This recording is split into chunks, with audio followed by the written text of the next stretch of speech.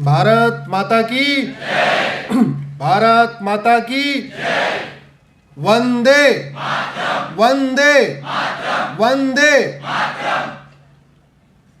सबसे पहले मैं इस धरती को, राजा भोज की इस धरती को प्रणाम करता हूँ। थोड़ा इको ज़्यादा हो रहा है भैया, सेट करो इसको। क्या देख लो माइक सेट कैसे करना है। धर्म नगरी, राजा भोज की नगरी, रानी कमलावती जी की नगरी को प्रणाम करता हूँ। कुशाभाऊ जी को प्रणाम करता हूँ और कुशाभाऊ जी के विचारों को आगे बढ़ाने के लिए ये जो फाउंडेशन बनाया गया, इस कार्य को आगे बढ़ाने के लिए मैं कुशाभाऊ ठाकरे फाउंडेशन के सभी सदस्यों को, विशेष रूप से अंशु शुक्ला जी को, उनके महामंत्री, सबको धन्यवाद देता हूं।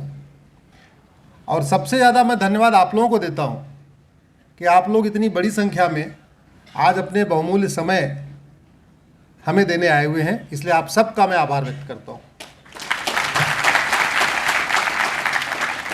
एक बात मुझे बहुत अच्छी लगी कि यहाँ पे सामान्यतया मैं जहाँ जाता हूँ वहाँ जनरली 20-25 से ऊपर के लोग ही ज़्यादा रहते हैं, लेकिन आज बड़ी संख्या में मुझे 15 से 20, 15 से 25 वाले बहुत बड़ी संख्या में नज़र आ रहे हैं। आने वाले भारत के प्रबुद्ध नागरिक बहुत बड़ी संख्या में बैठे हैं, स्कूल कॉलेजेस के छात्र बहुत बड़ी संख्या में बैठे हैं। तो मुझे लगता है आज की हमारी बातचीत वो ज़्यादा दूर तक पहुँचेगी, इस पर बहुत गहन मंथन होगा। सोशल मीडिया में एक्टिव लोग बहुत, मुझे लग रहा है कि सारे जो यूथ हैं सब सोशल मीडिया में एक्टिव होंगे, तो इस पर और चिंतन होगा। वंदे मातरम, हमने कहा वंदे मातरम। ये वंदे मातरम राष्ट्रगान है कि राष्ट्रगीत है? फिर से बोलिए, राष्ट्रगान है कि राष्ट्रगीत है? राष्ट्रगीत नाम की कोई चीज हमारे संविधान में है ही नहीं।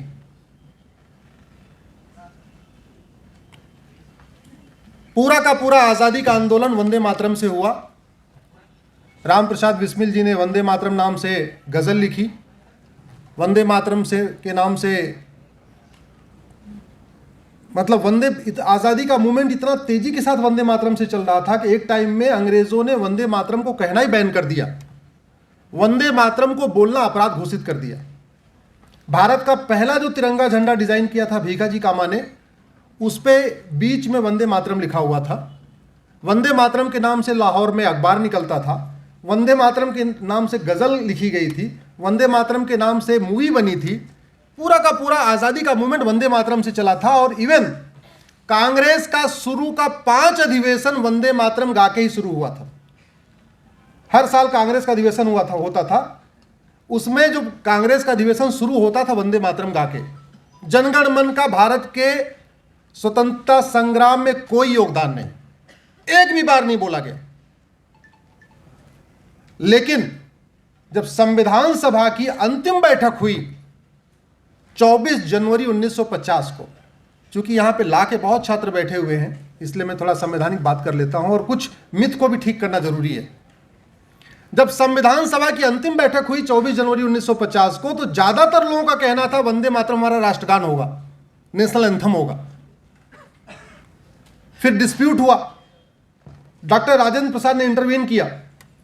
उन्होंने बोला इस पे वोटिंग कराना ठीक नहीं है, क्योंकि कुछ सेकुलर लिबरल संविधान सभा में भी थे, वो कहते थे नहीं, जनगण मन रखो, वंदे मातरम थोड़ा कम्युनल है।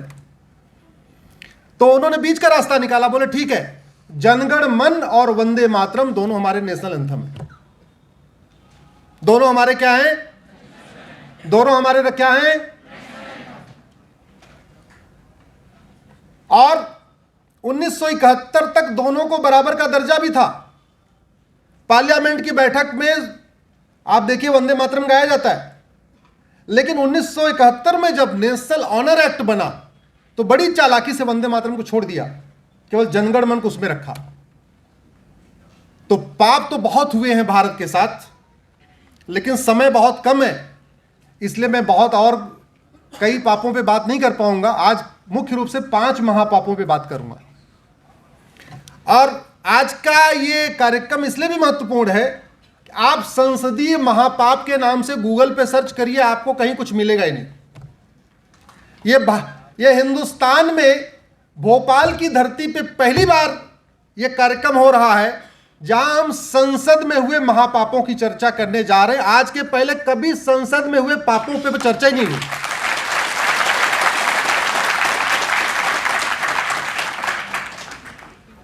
उन्नीस में नेशनल ऑनर एक्ट बनाया, वंदे मातरम को बाहर निकाल दिया। 1900 सायरा बानो का जजमेंट आया सुप्रीम कोर्ट में, उन्होंने बोला महिलाओं को सबको बराबर का भाई मेंटेनेंस दे दो, गुजारा भत्ता दे दो। उस जजमेंट को पलटने के लिए कानून बनाया गया, वो दूसरा महापाप हुआ। बहुत सारे महापाप हुए। तो उन महापापों पे जाने से पहले 2-4 बेसिक बातें करते हैं। अगले 1-1.5 घंटे तक भाषण नहीं होगा, संवाद होगा। संवाद का मतलब जब मैं कुछ पूछूं तो आप बोलिएगा जरूर, तभी तो होता संवाद। और कार्यक्रम के अंत में 15 मिनट जैसा हमारे आयोजक ने रखा हुआ है कि क्वेश्चन आंसर भी होगा, तो क्वेश्चन आंसर भी हो जाएगा। ये बताइए, ड्राइवर बहुत अच्छा हो लेकिन गाड़ी खराब हो, यात्रा सुरक्षित हो सकती है क्या? जोर से बोलिए, आपकी आवाज यहां तक आनी चाहिए। मिस्त्री बहुत अच्छा हो, सीमेंट बालू खराब हो, बिल्डिंग सुरक्षित हो सकती है क्या?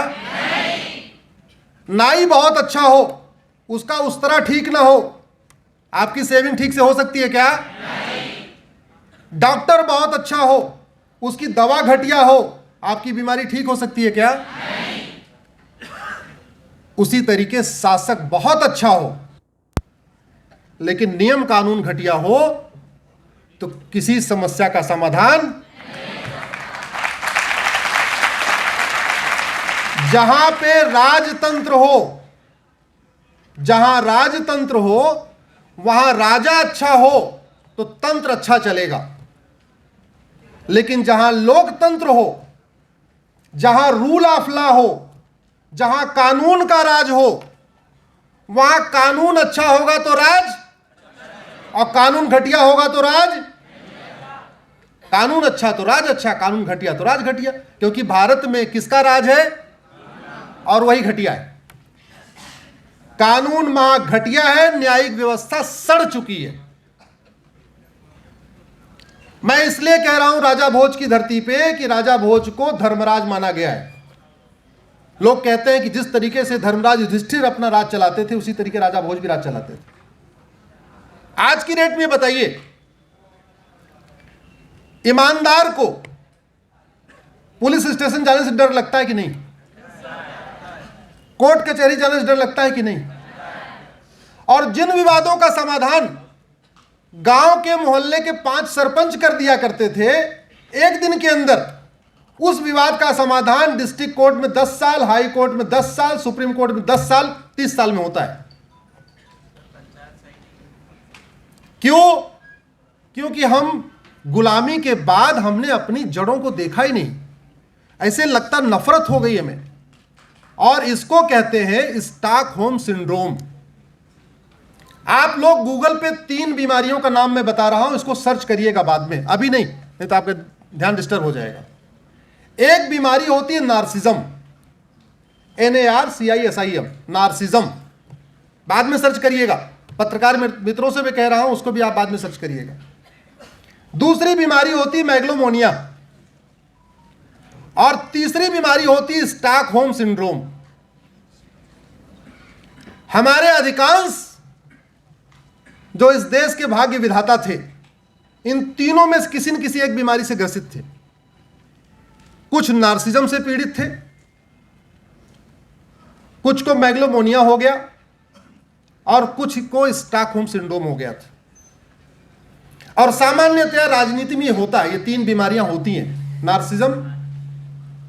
नार्सिज्म में व्यक्ति लगातार अपना वो चेहरा देखना चाहता है, अपने आप को विकराल दिखाना चाहता है, अपने आप को भव्य दिखाना चाहता है, वो चाहता है जहां जाए वो दिखता रहे, जिसको कहते हैं छपास की बीमारी, दिखास की बीमारी। स्टॉकहोम सिंड्रोम में जिससे वो पीड़ित होता है उसी से प्यार हो जाता है। तो जैसे इतने दिन मुगलों से पीड़ित थे तो मुगलों के नाम से प्यार हो गया। अकबर रोड अच्छी लगती है, बाबर रोड अच्छी लगती है, हुमायूं रोड अच्छी लगती है, जहांगीर रोड अच्छी लगती है, औरंगजेब रोड अच्छी लगती है। उसको परिवर्तन करने का भी उनको मन नहीं हुआ। इसको कहते हैं स्टॉकहोम सिंड्रोम। और एक होती मैग्लेमोनिया, वो उसमें अपने आप में खोया रहता है, अपने आप में खोया रहता है, अपने आप में खोया रहता है। 3 बीमारियां हैं, मेंटल बीमारियां, मेंटल डिजीज हैं ये। घर परिवार में यहां पे बहुत सारे लोग हैं, आप अपने बच्चे को 500 रुपए देते हैं, अगले दिन वो 500 रुपए मांगता है, तो आप हिसाब मांगते हो कि नहीं मांगते हो? जरा जोर से बोलिए। नहीं मांगते। चलिए अच्छी बात है, आप नहीं मांगते, बहुत अच्छी बात है।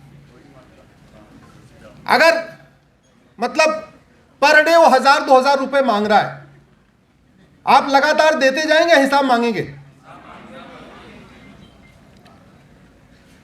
हमने ये काम अपने घर में तो किया, लेकिन ये काम शासन व्यवस्था में नहीं किया। टैक्स देते रहे, व्यापारी वैट देते रहे, पता नहीं क्या क्या देते रहे, आजकल जीएसटी देते रहे, इनकम टैक्स वाले इनकम टैक्स देते रहे। जो जिस काबिल है उतना टैक्स दे रहा है, कोई 1 लाख टैक्स दे रहा है, कोई 5 लाख टैक्स दे रहा है, कोई 10 लाख टैक्स दे रहा है, कोई कुछ टैक्स दे रहा है। लेकिन हमने जो टैक्स दिया, उस टैक्स का सदुपयोग हो रहा है या दुरुपयोग हो रहा है, उस पर कभी चिंतन नहीं किया। बड़ी स्वाभाविक सी बात है, जैसे ड्राइवर की ड्यूटी है अच्छी तरीके गाड़ी चलाना, मिस्त्री की ड्यूटी है अच्छी तरीके भवन बनाना, डॉक्टर की ड्यूटी है अच्छी तरीके इलाज करना, नाई की ड्यूटी है अच्छी तरीके हजामत बनाना, बाल बनाना, वैसे सांसद विधायक की ड्यूटी क्या है? अच्छी तरीके कानून बनाना। संविधान में सांसद विधायक को लॉ मेकर कहते हैं, कानून निर्माता कहते हैं। अब सवाल यह है, आपका बेटा रोज आपसे 1000 रुपए ले और कोई काम न करे, तो कहेंगे अभी मक्कारी कर रहा है। 1000 रुपए ले, थोड़ा बहुत काम कर दे, तब भी कहेंगे अरे भाई थोड़ा इतना डेली पैसा लेते हो लेकिन तुम्हारा आउटपुट कुछ नजर नहीं आ रहा है, क्या कर रहे हो तुम? और रोज वो पैसा ले और ऊपर से घर परिवार की नाक डुबोने वाला काम करे, घर परिवार के खिलाफ काम करे, तो उसको क्या कहेंगे? नालायक। हमारे संसद में एक नहीं 1 दर्जन बार भारत की संस्कृति को बर्बाद करने के लिए कानून बनाए गए, भारत की सभ्यता को बर्बाद करने के लिए कानून बनाए गए, भारत को जातियों के आधार पर तोड़ने के लिए कानून बनाए गए, भारत को भाषा के आधार पर तोड़ने के लिए कानून बनाए गए, भारत में जाति का जहर और मजबूत करने के लिए कानून बनाए गए, भारत को लूटने के लिए कानून बनाए गए। एक नहीं दर्जनों, या तो लूटने के लिए कानून बनाए गए या तो बांटने के लिए कानून बनाए गए। जोर से बोलिए, या तो लूटने के लिए या तो ये लूटने के लिए और बांटने के लिए कानून बनाना देश के साथ गद्दारी है कि नहीं? जोर से बोलिए। ये लूटने और बांटने के लिए कानून बनाना देश के साथ मक्कारी है कि नहीं? ये देश के साथ हरामखोरी है कि नहीं? बड़ी सीधी सी बात है। अरे भैया, जो हराम का खाए उसको हरामखोरी नहीं कहते क्या? जिस काम के लिए वेतन भत्ता गाड़ी बंगला मिला, अगर वो तुमने काम नहीं किया और नहीं किया तो फिर भी ठीक था, तुमने उल्टा कर दिया। जो संविधान में करना था वो नहीं किया और जो संविधान में नहीं करना था उसका उल्टा कर दिया। ये गद्दारी है कि नहीं? ये मक्कारी है कि नहीं? संविधान का मतलब होता है समान विधान।